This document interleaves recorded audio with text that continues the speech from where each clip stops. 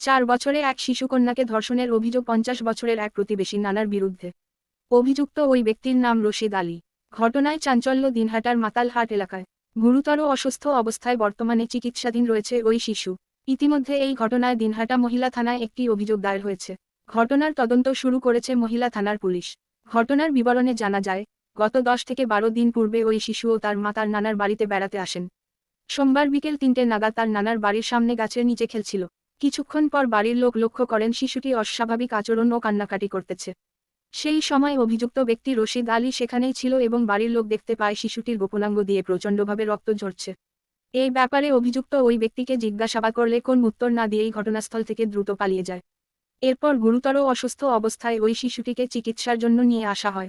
এই ঘটনার পরেই পরিবারের পক্ষ থেকে অভিযুক্ত ওই ব্যক্তির নামে ধর্ষণের অভিযোগ দায়ের করেছে দিনহাটা মহিলা থানায়। ঘটনা তদন্ত শুরু করেছে মহিলা থানা।